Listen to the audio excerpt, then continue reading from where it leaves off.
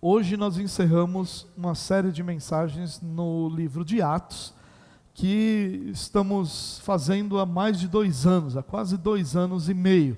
Claro que com um intervalo ou outro ali para alguma comemoração especial, como o mês da reforma, o mês do aniversário da igreja, mas no geral nós temos exposto o livro de Atos sequencialmente, versículo por versículo, durante esses 2 últimos anos e meio. E no domingo passado nós encerramos o capítulo 28 de Atos. E hoje nós decidimos, tanto de manhã quanto agora à noite, expor uma mensagem chamada Atos 29. É claro que esse capítulo não existe nas nossas escrituras, mas a ideia é que o livro de Atos ele não terminou. Aliás, o livro terminou, o relato de Lucas terminou, mas o livro de Atos é o primeiro livro histórico da igreja. Então nós temos a história da igreja. Ela sim não terminou, ela continua se desenvolvendo na igreja ao longo dos séculos, em todos os lugares do mundo e com todos aqueles que são filhos de Deus. Então eu gostaria de trazer uma mensagem baseada nisso. Eu dei o título para essa mensagem: A Igreja que Precisamos Ser. E o que eu quero compartilhar com você nessa mensagem, irmãos? Eu quero apontar as 5 principais características da igreja que nós encontramos no livro de Atos. Nós poderíamos citar mais de uma dezena, mas eu vou ficar em as 5 que talvez mais chamem a atenção e que mais foram fundamentais no desenvolvimento da igreja e no início da história da igreja. Você já deve ter ouvido em alguns momentos que nós devemos voltar a sermos a igreja primitiva, devemos voltar às origens e à raiz de como a igreja era. Na verdade, se você pensa assim, você não foi o primeiro a pensar assim. Todos os reformadores pensavam exatamente assim. A igreja precisa voltar a ser como era nos seus primórdios. É por isso que a reforma protestante não é um movimento revolucionário, de romper com tudo que já existiu. Ao contrário disso, é um movimento de retorno às Escrituras, de volta às Escrituras, para que com as Escrituras a igreja pudesse voltar a ser o que foi no seu início e nos seus primeiros séculos. Então, a ideia do livro de Atos é nos mostrar um modelo de igreja, um modelo de igreja que nós devemos ser, aquilo que Deus nos orienta a ser como igreja. Então essa é a nossa visão sobre o livro de Atos, e a gente vai entender então, a partir de alguns pontos, essas características. Eu quero ler com você o Atos capítulo 1, os versículos 7 e 8. Lá no início do livro de Atos, Jesus e os discípulos estão reunidos, Jesus já ressurreto, estão reunidos, e aí Jesus então dá algumas instruções para os seus discípulos, dizendo para que não saiam de Jerusalém, mas que esperem pela promessa de meu Pai, ou seja, a promessa de que viria outro Consolador, e aí dizendo que João batizou com água, mas em breve aqueles homens seriam batizados com o Espírito Santo. E aí os discípulos fazem a seguinte pergunta para Jesus: Mestre, nesse tempo que o Senhor vai restaurar o reino a Israel? A preocupação dos discípulos era isso: Israel voltaria a ser um reino teocrático, um reino governado pelo Senhor, um reino onde o Senhor fosse soberano e Roma não tivesse mais nenhuma força. Essa era a mais importante necessidade na cabeça dos discípulos. E aí Jesus responde nos versos 7 e 8 o seguinte: não lhes compete saber os tempos ou as datas que o Pai estabeleceu pela sua própria autoridade, mas receberão poder quando o Espírito descer sobre vocês, e serão minhas testemunhas em Jerusalém, em toda a Judéia e Samaria e até os confins da terra. Bom, Jesus primeiro diz aqui que Deus é o Senhor do tempo, Então o tempo onde todas as coisas se consumam cabe somente a Deus, e é por isso que o livro de Atos permanece vivo até hoje. Não no modelo que era de o início da história da igreja, mas do desenvolvimento da história da igreja. Muitos outros capítulos do livro de Atos foram escritos pela história, pelo Senhor na história, usando a própria igreja. Ele diz que o povo de Deus receberia poder quando o Espírito Santo viesse sobre ele, ou seja, seria uma igreja poderosa pelo poder do Espírito, não pelo poder da sua riqueza, da sua influência, da sua grandeza, mas pelo poder do Espírito Santo. Essa igreja seria poderosa em anunciar o Evangelho e em testemunhar de Cristo. É nisso que está o poder da igreja, em testemunhar, em proclamar o Evangelho. E ele diz em terceiro lugar aqui, serão minhas testemunhas em Jerusalém, toda a Judéia era uma região ali, a gente poderia quase que dizer que era um estado, né? Apesar de que era Judéia, também incluía a tribo de Benjamim, né? Era Judá e Benjamim, que eram o reino do sul, a Judéia. Em Samaria, e já a região mais central de Israel, e até os confins da terra. O livro de Atos termina quando Paulo chega nos confins da terra, que era Roma. Mas os confins da terra ficaram maiores, não porque o mundo mudou, mas porque o mundo conhecido da época era diferente do mundo conhecido de hoje. Então a igreja continua a ser o instrumento de Deus para a proclamação do Evangelho, e Deus continua levando a igreja aos confins da terra. Nós vivemos hoje num lugar muito mais longe, muito mais longínquo do que os confins da terra na época do apóstolo Paulo, na época que Lucas escreve Atos. Então nós podemos enxergar, irmãos, a história da igreja do livro de Atos ainda viva na igreja dos nossos dias. É por isso que eu chamei essa mensagem de a igreja que precisamos ser. Não é a igreja que queremos ser, é a igreja que precisamos ser, para sermos uma igreja que pode receber esse rótulo de cristãos. Você lembra que o termo cristão, ele é cunhado a primeira vez porque aqueles cristãos lembravam de Cristo, lembravam de quem Cristo era, lembravam da sua mensagem, lembravam da sua postura, e ainda que esse termo possa ter sido pejorativo por muito tempo, em muitos lugares, ele vai ter ali uma conotação essencial de semelhança, de cristãos que agiam, que pensavam, que criam da mesma forma que Jesus havia ensinado. Isso é bastante importante. Então eu queria compartilhar, irmãos, 5 características, como eu disse, da igreja que precisamos ser. Qual é a igreja? Que tipo de igreja nós precisamos ser?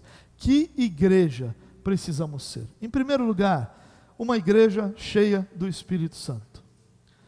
E aqui, irmãos, é importante a gente entender isso, porque você sabe que os reformados, muitas vezes nós, reformados, pecamos muitas vezes pelo excesso oposto.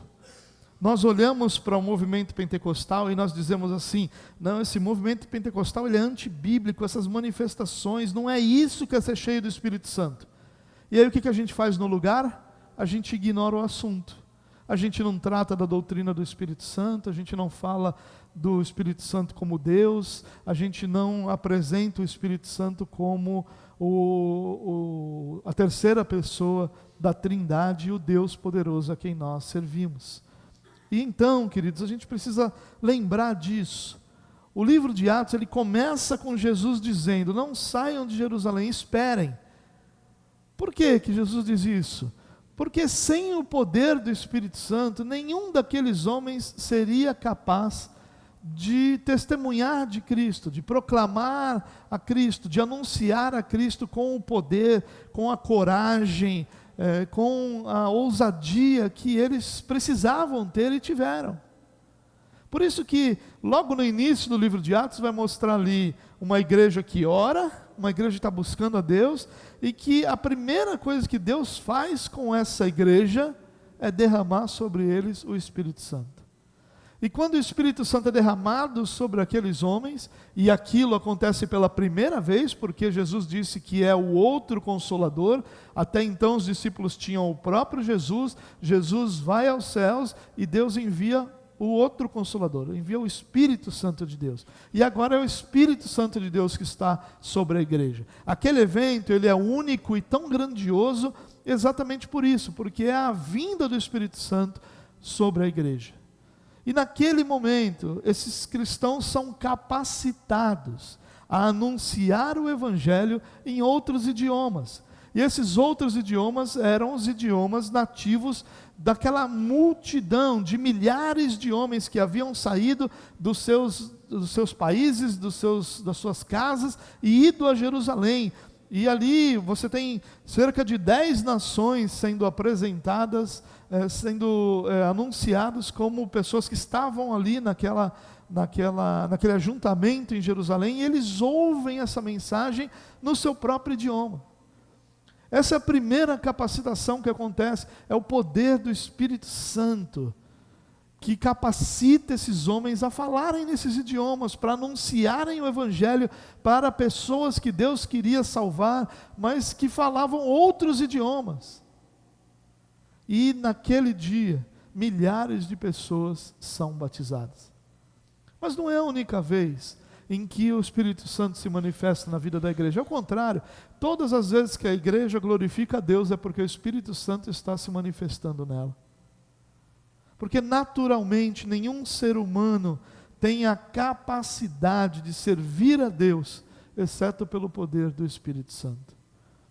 Nós vamos ver em outros momentos o Espírito Santo falando com a igreja e direcionando missionários. Nós vamos ver o Espírito Santo capacitando homens a anunciarem corajosamente a palavra do Senhor. Essa igreja de Atos, ela era uma igreja sim, com vários problemas, era uma igreja com muitas dificuldades iniciais, seja de estrutura, seja de algumas pessoas que não haviam compreendido ainda tudo o que Deus queria fazer, ou seja, uma série de limitações, tanto pessoais quanto estruturais, mas essa igreja ela é triunfante, por uma razão muito simples, ela sempre caminhou debaixo do poder do Espírito Santo. Ela sempre se submeteu a Deus, ela sempre confiou em Deus, ela sempre escutou Deus em dizer: eu não vou me mexer enquanto o Espírito Santo não me capacitar a fazer isso. E a igreja ficou ali, buscando a Deus, orando, até que o Espírito Santo veio, e aí Deus anunciou. E é interessante que foi tão maravilhoso a descida do Espírito Santo, a vinda do Espírito Santo, e aquela capacitação, e aquele avivamento que acontece a partir daquilo, que o povo não queria mais sair de Jerusalém, eles esqueceram, eles ficaram só naquela primeira parte: serão minhas testemunhas em Jerusalém. E ninguém queria ir a Samaria, ninguém queria ir ao resto da Judéia, ninguém queria ir aos confins da terra, e Deus então envia uma perseguição e espalha todo mundo. E aí os cristãos são perseguidos. A verdade, a perseguição é sobre os judeus, né? E é claro que a gente lembra que as primeiras gerações de cristãos são judeus, né? São formados ali por judeus em Jerusalém e por judeus em outras regiões da Judéia também. Olha que interessante, pelo poder do Espírito Santo, a igreja vai se desenvolvendo, vai caminhando, vai triunfando, vai anunciando a Cristo e vai anunciando a graça, a bondade e a glória de Deus. Queridos, nós nunca seremos uma igreja que glorifique ao Senhor se nós não tivermos a compreensão da nossa necessidade de sermos cheios do Espírito Santo. E nós não devemos esperar um movimento como o de Pentecostes hoje, porque ele aconteceu da forma que aconteceu, para que aquele fosse o ponto de partida da presença do Espírito Santo sobre a terra, sobre os cristãos, sobre a igreja. Hoje nós entendemos que esse Espírito Santo habita em cada um dos filhos de Deus, que na sua conversão os cristãos recebem o Espírito Santo. Mas nós não podemos esquecer que a Bíblia nos orienta a sempre buscar Deus, a sermos cheios dessa capacitação de Deus, cheios desse poder de Deus, para que nós possamos cumprir a missão que o Senhor nos deu. E uma igreja cheia do Espírito Santo é uma igreja que busca Deus, é uma igreja que se submete à sua palavra, é uma igreja que confia no Senhor, é uma igreja que entende que é Deus quem dirige a igreja para fazer o que Ele deseja. Paulo aprendeu isso. Paulo aprendeu isso desejando ir para determinados lugares e sendo muitas vezes impedido pelo Espírito de Jesus. Impedido de cumprir aquele intento que ele tinha, que era bom, de proclamar o Evangelho, de ser missionário. Por quê? Porque o Espírito Santo tinha outros planos, outros projetos. E só uma igreja cheia do Espírito Santo vai ouvir a voz do Senhor para aquilo que Deus quer fazer através dela. Nós não somos apenas uma igreja, irmãos. Nenhuma igreja é apenas uma igreja.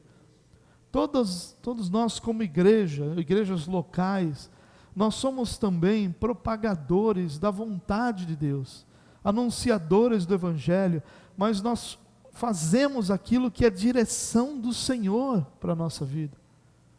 Nós não podemos esquecer isso, irmãos. Nós nunca vamos conseguir abençoar outros, servir outros, senão se estivermos cheios do Espírito Santo de Deus. Nós precisamos disso.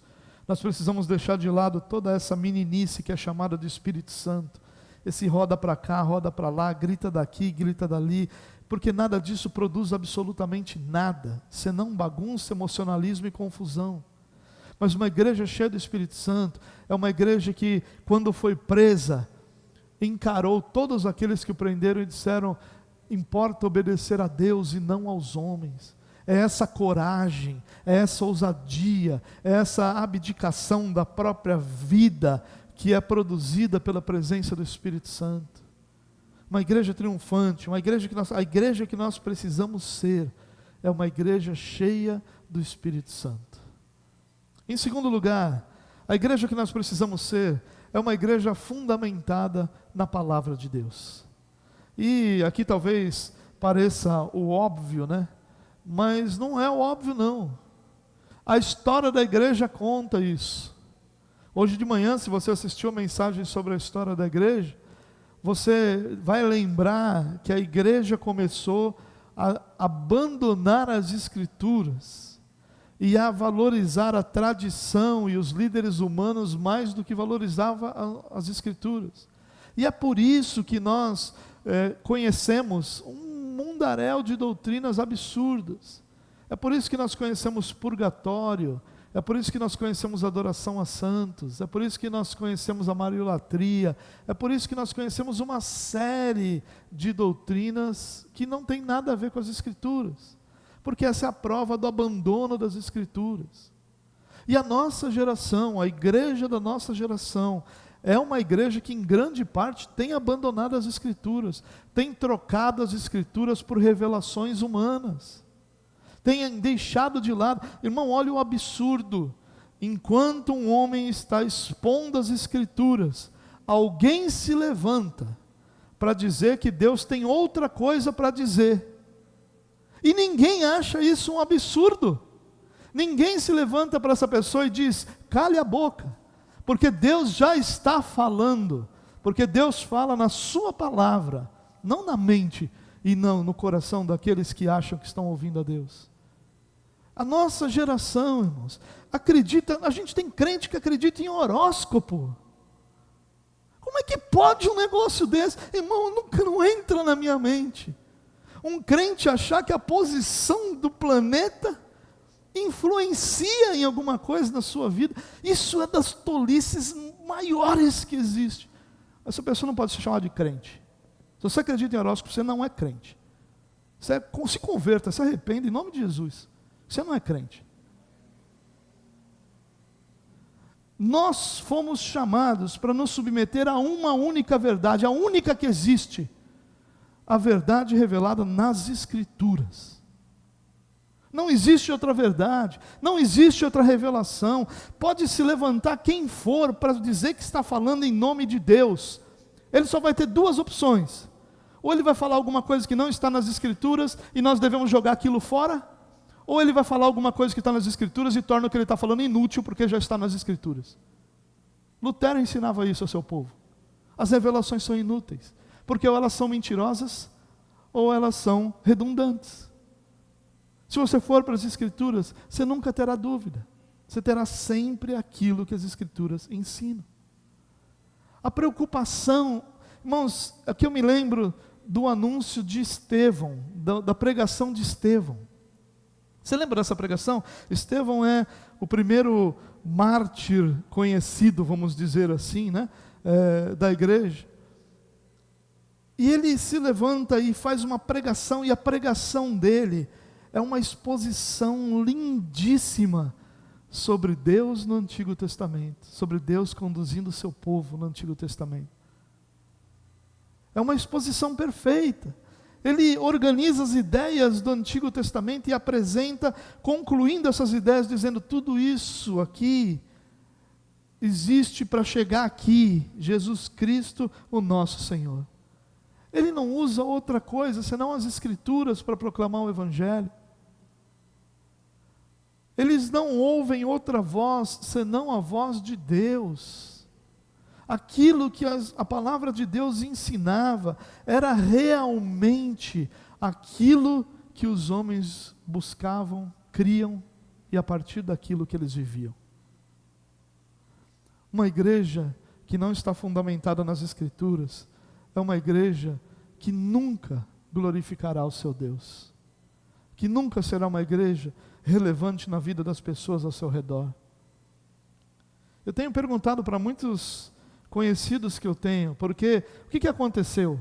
A pandemia fez essa galerinha aí colocar o rabinho entre as pernas e ficar quietinho. Mas a gente já está esquecendo, né? A pandemia já passou, já está todo mundo saindo da toca de novo. E aí quando eu vejo alguns saindo da toca, eu pergunto: onde é que você estava na pandemia? Qual foi o hospital que você foi orar e curou pessoas na pandemia? O que você fez na pandemia para acabar com essa doença maldita que levou muitos, milhares de queridos de muitas pessoas? Irmãos, nós precisamos da palavra. Nós temos que parar de querer uma igreja emocional. Nós temos que parar de querer pastores que pregam para a gente aquilo que massageia o nosso ego e que nos faz passar a semana inteira achando que nós somos ouro puro de Ofir. Meu irmão, você é no máximo um latão enferrujado. É a glória de Deus que resplandece em você. Você não é ouro, coisa nenhuma, que ouro. E a gente gosta de ouvir isso. Por quê? Porque a gente não confia nas Escrituras. Porque as Escrituras não são suficientes para nós. Porque nós não amamos a Escritura.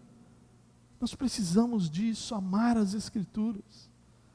A igreja primitiva, ela tinha muitos problemas. Inclusive esse poderia ser um tópico. É uma igreja que encara os seus problemas.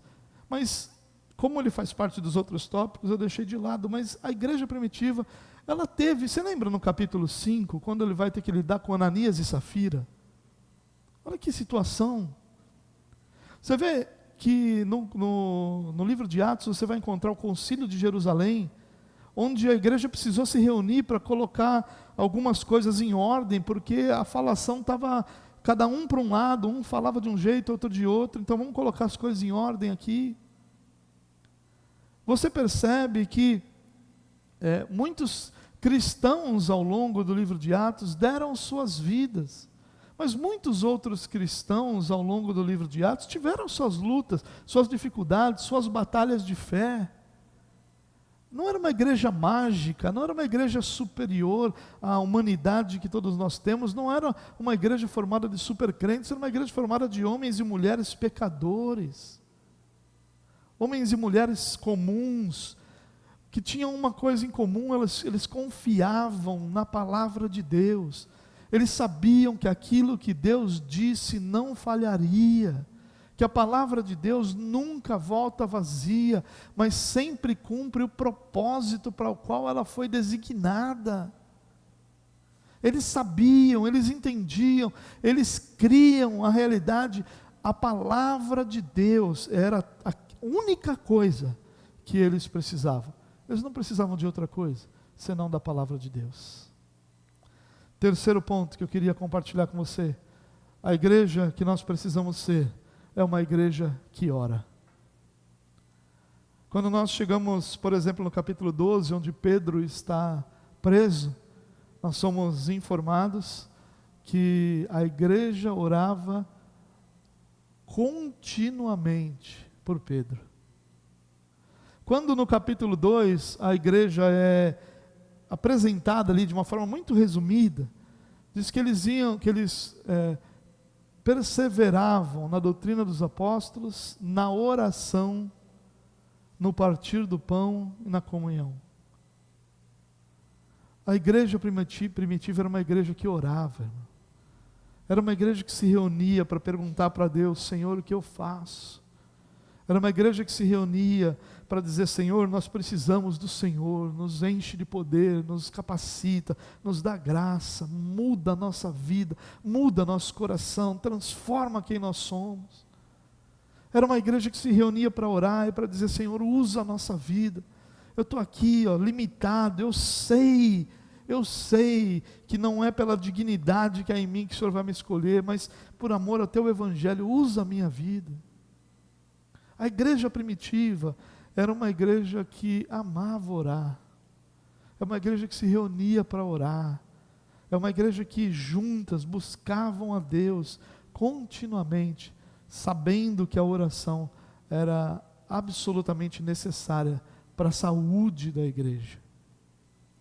A igreja dos nossos dias, ela é ativista, irmãos. A igreja dos nossos dias não tem tempo para orar, por causa do excesso de atividades que nós temos. Não sobra tempo para orar. Nós temos que enfiar as orações no meio das atividades, e são todas elas orações de Neemias. Sabe aquela oração relâmpago? Neemias sabe do assunto e o texto diz assim: então orei ao Senhor. E continua o texto. Foi uma oração relâmpago. As nossas orações hoje são muito assim. Como igreja, nós não aprendemos que orar é a necessidade maior que há para nós, para a nossa saúde, para a nossa espiritualidade. A oração, ela acalma o nosso coração, ela muda o nosso coração. Hoje nós vivemos num momento, numa época, onde a ansiedade é uma das principais patologias que estão sendo tratadas.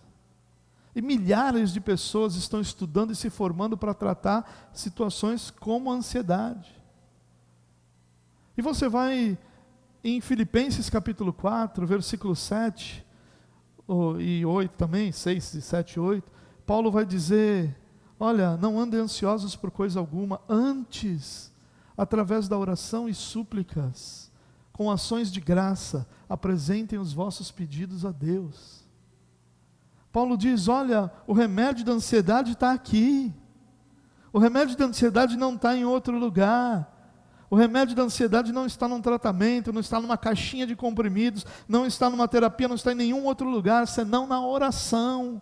Nós somos ansiosos porque nós não oramos. É por isso que nós somos ansiosos, porque a Bíblia diz que quando nós oramos, colocamos nossa ansiedade diante de Deus, a paz de Deus, que excede todo entendimento, guardará o coração e a mente de vocês.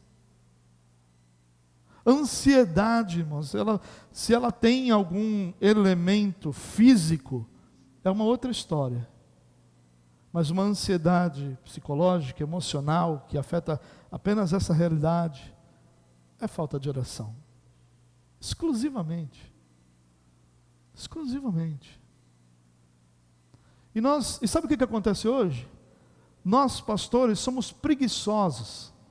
Nós não queremos aconselhar as pessoas, então nós mandamos para a terapia. Vai para a terapia.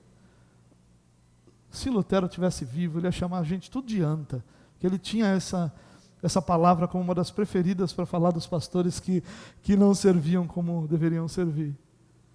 E por isso, irmãos, a gente vai perdendo de vista.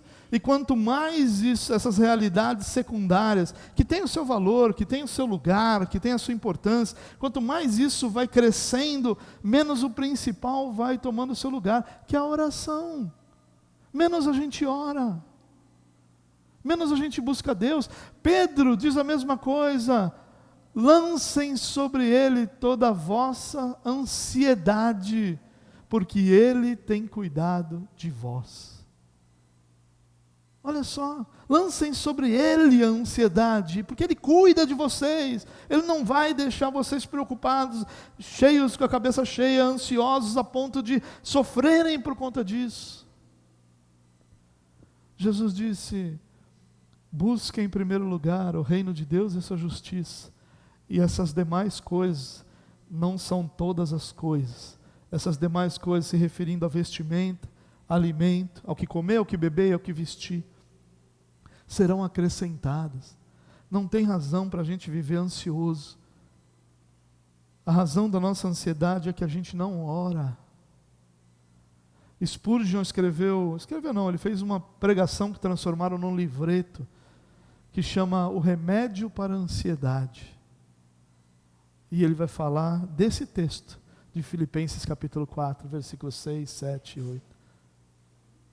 E no 8, que eu não mencionei, né? Eu falei do 6 que ele fala para orar, eu falei do 7 que fala da paz de Deus, e no 8 ele vai falar sobre o que nós devemos colocar na nossa cabeça, o que deve fazer parte dos nossos pensamentos, o que é bom, o que é de boa fama, aquilo que tem moral. Ele vai citar uma série de realidades dizendo, nisso vocês pensem. Nós precisamos orar, irmãos. Nós precisamos ter disciplina para orar. A gente faz tanta coisa na vida. A gente arruma... Eu tenho ultimamente tentado lutar contra uma coisa que eu descobri na minha vida que é mentira. Quando eu digo que não tenho tempo, não é verdade, é mentira. Normalmente, quando eu digo que não tenho tempo, o que eu estou dizendo de verdade é: minha vida é desorganizada. Por isso, eu não tenho tempo. Por isso eu não consigo. Sabe por quê? Porque eu não consigo vir para o culto. Sabe por quê? Porque no sábado, ao invés de eu fazer o que eu tenho que fazer, eu vou fazer nada. Aí no domingo eu quero lavar roupa, eu quero estudar, eu quero cozinhar, eu quero fazer tudo. Não dá tempo, não deu tempo para ir na igreja. E a gente faz isso todo dia com a oração. Eu tenho tempo para ir para a academia, eu tenho tempo para pedalar, eu tenho tempo para caminhar, eu tenho tempo para cuidar dos meus cachorros, eu tenho tempo para chamar pet de pai, eu tenho tempo de filho, né? De pai não, de filho. De pai é ruim, né? Eu tenho tempo para, apesar que tem uns cachorrão aí que pode chamar, mas no geral é de filho. Eu tenho tempo para tudo isso, eu só não tenho tempo para orar. Não tenho tempo para orar, eu sei o resultado de todos os jogos do Campeonato Brasileiro, mas eu não tenho tempo para orar. Olha Deus falando aí. Irmãos, em nome de Jesus, que o Senhor nos ajude a olhar para a oração como uma necessidade do nosso coração, da nossa alma. Sabe, quando eu vejo uma situação como essa, eu me lembro de Agostinho. Agostinho diz: Senhor, nos capacita para o que o Senhor quer fazer, e aí peça a nós o que o Senhor quiser. Isso é uma versão mariota das Escrituras, né? Mas é mais ou menos isso que ele está dizendo. Ele está dizendo: Senhor, nos capacita a fazer a sua vontade. E então, nos peça o que o Senhor quer que a gente faça. Nos ordene o que o Senhor quer que a gente faça. Essa tem que ser a nossa oração com relação à própria oração. Senhor, me ajuda a orar. Me ensina a orar. Você já percebeu que às vezes você fica horas no seu trabalho concentrada, mas se você vai orar 5 minutos, a tua cabeça vai em Nárnia. No trabalho é focado o dia inteiro. A oração é sempre aquela dificuldade. Porque nós não estamos acostumados, porque nós não valorizamos, porque nós não amamos a oração.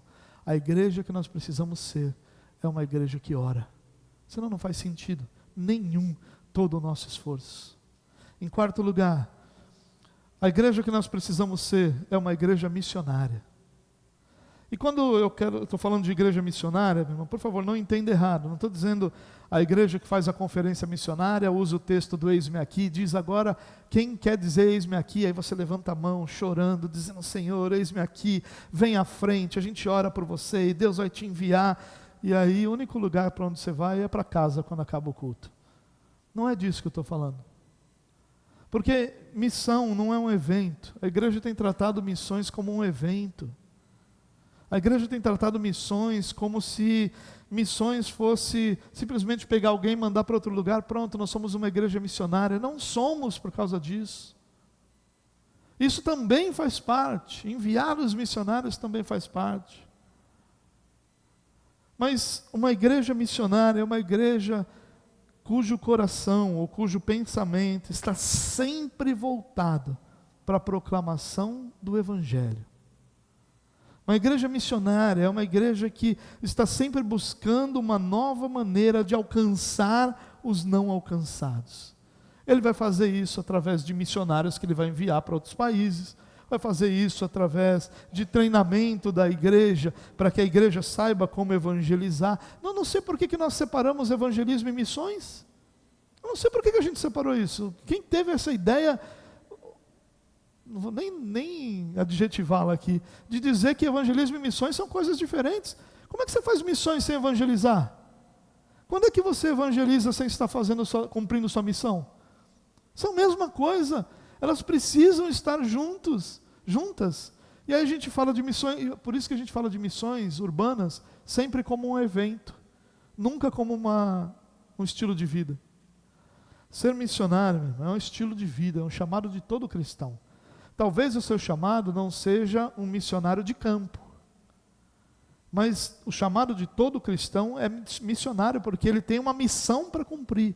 E essa missão que ele tem é para anunciar o Evangelho, para proclamar o Evangelho. Esses dias eu estava na academia, é verdade, eu estava na academia. Eu fui lá saber por que fazia 3 meses que eu pagava e o meu músculo não aumentava, né? Aí eu voltei lá depois de 3 meses para saber o que está acontecendo. Eu estou pagando e não estou crescendo. Brincadeira. Eu fui lá, eu estava na academia, e aí uma pessoa se encostou em mim e falou assim: o senhor não é pastor? Aí todo mundo da academia já olhou assim, né? Eu falei, sou pastor. E aí essa pessoa ficou conversando comigo a manhã inteira. E depois daquele dia, muitas outras pessoas na academia agora fazem perguntas. Eu chego na segunda-feira, as pessoas falam: e aí, como é que foi o culto? Irmãos, eu louvo a Deus por isso, porque essa é a minha oração, que onde cada um de nós estiver, que o Senhor nos abra portas para a proclamação do Evangelho. Nos abra portas, nos permita dizer para essas pessoas aquilo que nós talvez tivemos dificuldade de ouvir, aquilo que muitos de nós ouviram já adultos, já mais velhos, que a gente tenha a oportunidade de dizer a essas pessoas: confie em Cristo, Ele é seu Salvador, Ele pode salvar a sua vida, Ele pode transformar a sua história, confie em Cristo. Esse é o nosso chamado, no nosso trabalho, na nossa academia, onde quer que seja. Esse é o nosso trabalho, que nós anunciemos a Cristo. Não tem nada mais importante que isso para a igreja, irmãos. As outras coisas, elas são apenas sustentáculo para as missões. Para isso uma igreja não pode se encastelar, irmãos. A igreja precisa entender que há aí fora um mundaréu de pessoas, não, eu ia falar uma outra palavra lá da Bahia, mas um mundaréu de pessoas lá fora que ainda não conhecem a Cristo, que precisam ser alcançados pelo Evangelho de Deus. Nós temos uma geração de crente que precisa ser evangelizada de novo, porque eles não sabem nada. Eles não sabem nada. Cristãos estão aí agora, nesse momento, com as mãos levantadas, cantando música sobre eles mesmos e falando que é para Deus. Pessoas que agora estão aí ao redor ouvindo pregações de pessoas que estão dizendo para eles que eles são ouro puro de Ofir, e eles estão dizendo glória a Deus. A gente precisa evangelizar essa galera, irmãos. São pessoas que precisam do Evangelho, e outros tantos que ainda não se renderam ao Senhor e que precisam do Evangelho. A igreja que nós precisamos ser é missionária, irmão. E não é missionária só suportando financeiramente ou em oração missionária, é claro que isso também. Mas missionária como estilo de vida. Hoje se usa muito uma palavra chamada missional. É uma daquelas palavras que já bagunçaram com ela, mas que inicialmente teve uma ideia muito interessante, porque a ideia inicial da palavra missional era missões como estilo de vida. Todo cristão deveria ter como estilo de vida um estilo de vida missionário. Por isso ele é missional. E as igrejas missionais são aquelas igrejas cujo todas as ações e atitudes da igreja têm em mente, em última análise, missões. Nós precisamos disso. Olha que beleza é ler o livro de Atos. As viagens missionárias de Paulo, novos líderes vão sendo levantados, igrejas vão sendo plantadas, pessoas vão se convertendo, cidades vão sendo impactadas. Olha que coisa maravilhosa que acontece na proclamação do Evangelho. Olha como é belo, olha como é incrível. Nós vemos que quando a igreja se propõe a ir, Deus abre as portas e aquelas pessoas se rendem ao Evangelho.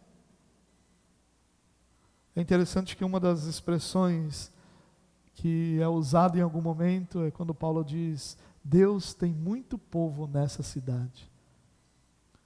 Paulo sabia disso pela fé.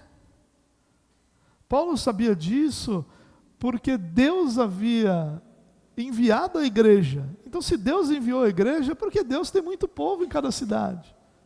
Isso motivava Paulo. A motivação de Paulo era: eu preciso ir, eu preciso anunciar, eu preciso proclamar o Evangelho de Deus.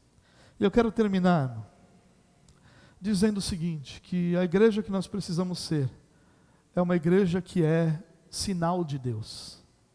Eu falei muito sobre isso em algumas mensagens, sobre como os milagres, nós chamamos de milagres, são milagres. João vai chamar de sinais, Lucas vai usar às vezes essa palavra sinal também.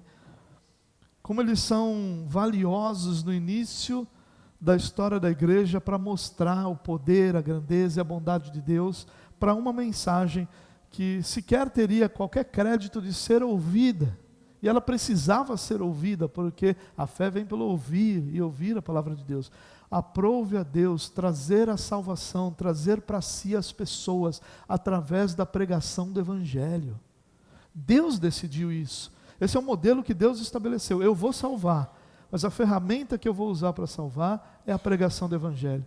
Na pregação eu vou regenerar, vou abrir coração, vou abrir mente, vou iluminar o pensamento e essa pessoa vai entender a pregação.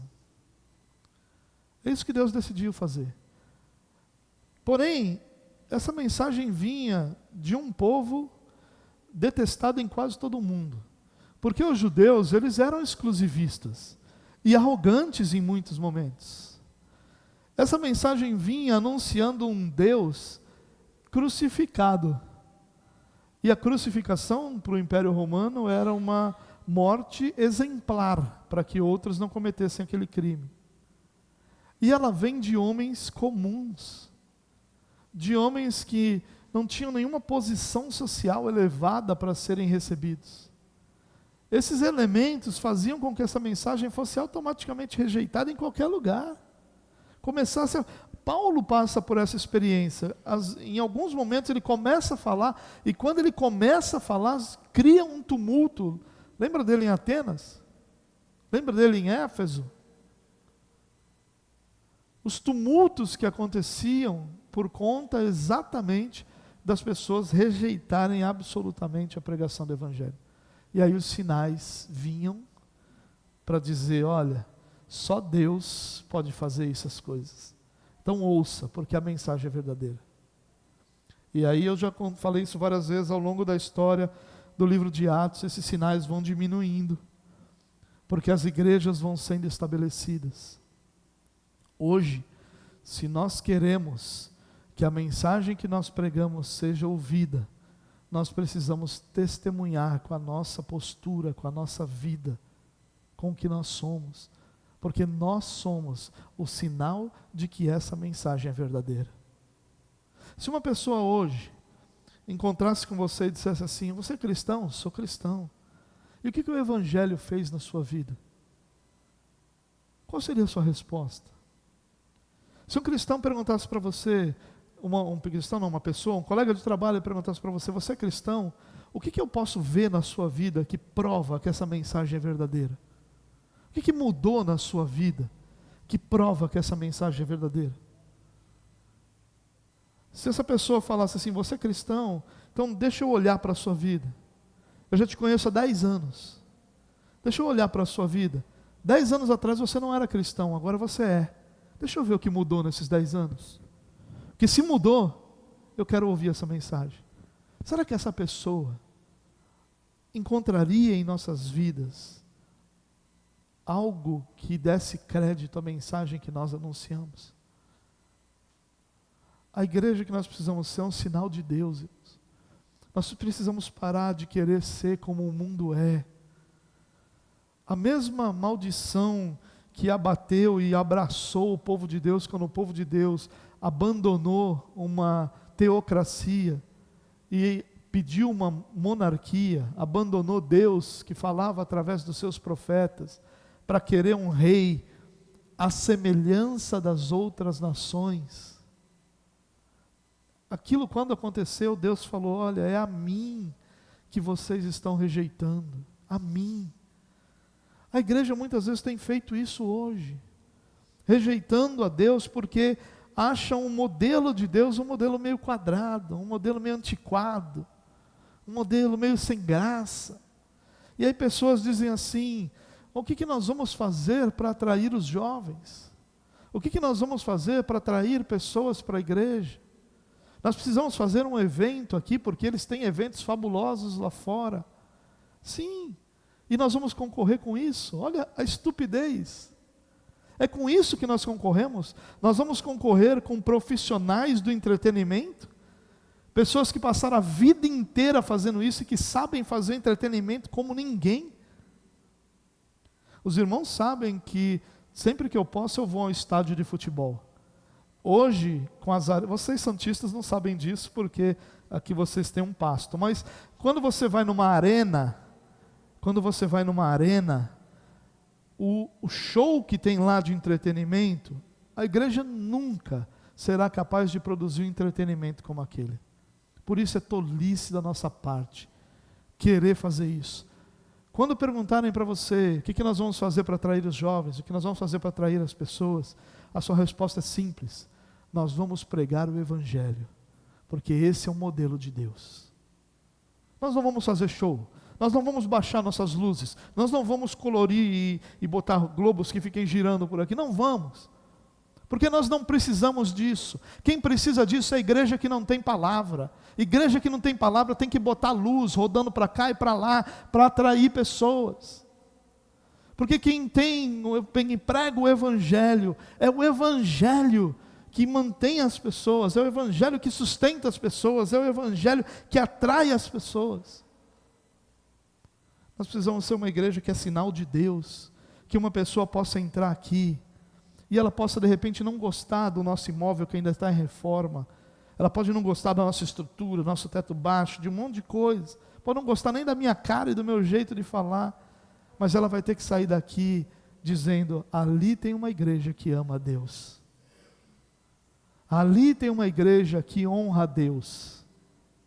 A gente pode não ter nada para competir com nenhuma grande estrutura, mas nós nunca vamos aceitar que alguém saia daqui e diga assim: a gente não teve palavra. Você nunca vai ver aqui, o dia que você vê aqui a gente quebra tudo. Alguém que lê o texto, foge do texto e nunca mais volta para o texto. A gente quebra tudo se acontecer aqui. A gente faz o esforço, porque nós amamos a palavra, porque nós sabemos que não é a minha pregação, não é a minha performance, não é a qualidade dos nossos equipamentos, é a palavra. É só a palavra que nos sustenta. E nós queremos ser essa igreja que é um sinal de Deus. Confie na palavra. Sabe por quê? Porque eles não ficam fugindo dela lá no culto. Eles não ficam inventando outras coisas. Eles ficam com teatro, com aquele... Já viu dança na igreja, como é que é? A pessoa só faz assim. É só assim a dança na igreja, né? Nem isso a gente sabe fazer, cara. Mas sabe por que que tem? Eu vou te dizer, para não ter palavra. É para o tempo da palavra diminuir, é para isso que tem. Porque eles fogem dela. Porque a palavra é antiquada para muitos. Porque a palavra é chata para muitos. Porque a palavra é incômoda para muitos. Nós podemos não ter nenhuma estrutura, nem qualidade pessoal para fazer o que a gente gostaria. Mas eu posso dizer uma coisa para você.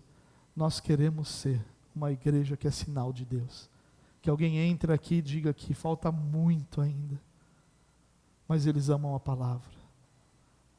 Vou ouvir a palavra que eles têm, porque eles confiam nela. tanto que dão o maior espaço do culto para ela.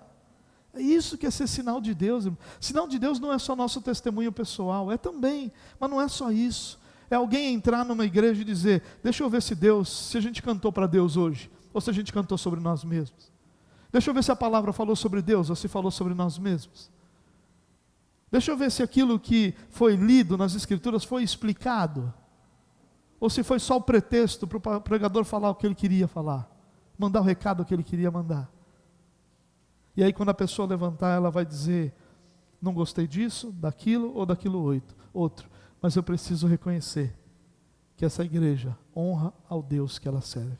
Por isso eu vou ouvir o que eles têm para dizer, porque está funcionando na vida deles. Essa é a igreja que a gente precisa ser, irmãos.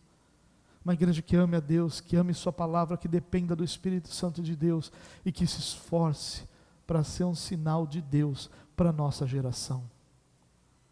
Nós vivemos numa área da nossa cidade, irmãos, uma área da nossa cidade que é periférica, uma área onde nós estamos cercados de pessoas que lutam desesperadamente, às vezes diariamente, pelo seu próprio sustento. Pessoas que estão gastando a sua vida, acabando com sua saúde, porque precisam trabalhar mais do que outros. Nós temos obrigação de dar a essas pessoas a verdade de Deus. Nós temos a obrigação de não ser mais um a tomar o que eles têm. Temos a obrigação de não ser aqueles que fazem da vida dessas pessoas uma realidade ainda mais difícil, colocando sobre eles um fardo que nenhum de nós consegue carregar. E nós temos como fazer isso, porque nós temos o Evangelho de Cristo, que é libertador, que propõe a troca. Troque comigo o seu fardo, troque comigo o seu peso, o meu é leve, o meu é suave, aprendam de mim, que sou manso e humilde de coração. É o que Jesus ensina. Que Deus tenha misericórdia de nós, irmãos, e que essa jornada ao longo desses anos de Atos tenham nos ensinado a amar a igreja, a amar Cristo, a amar a sua palavra e a confiar nele para cumprir a missão que Deus nos deu. Amém? Vamos orar? Pai, muito obrigado por esse privilégio, que é expor Tua palavra e que é compartilhar sobre o que o Senhor nos revelou, Deus.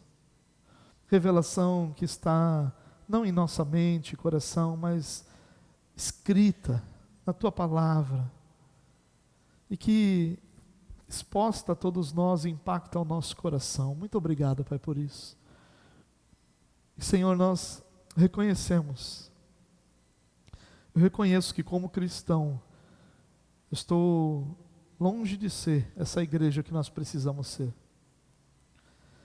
mas a nossa oração essa noite, Pai, é que o Senhor nos capacite a ser essa igreja, para que o Senhor seja glorificado, que não nos importe, Deus, nada mais do que o Senhor ser conhecido nesse lugar, que não nos importe nada mais do que amar o Senhor, amar a Tua palavra, do que buscar ao Senhor em oração, do que confiar, que o Senhor nos dê uma missão e nos dá recursos e capacitação para que nós possamos cumpri-la.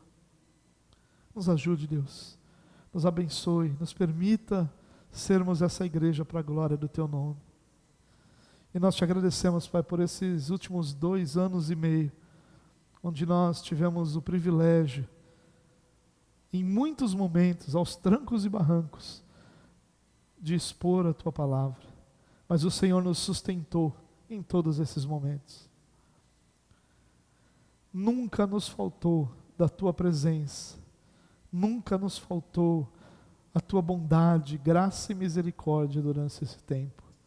Que o Senhor nos ajude, tenha misericórdia de nós, e continue a escrever a história da Tua glória, através de nós, Tua igreja, nesse lugar. Senhor, existem tantas igrejas, que Te amam, que Te servem, que amam Tua palavra. Que o Senhor nos use, por graça e misericórdia, para que possamos anunciar o Teu Evangelho a todos aqueles que estão ao nosso redor. Nos abençoe, Deus, em nome de Jesus, Pai. Amém, amém. Queridos, daqui a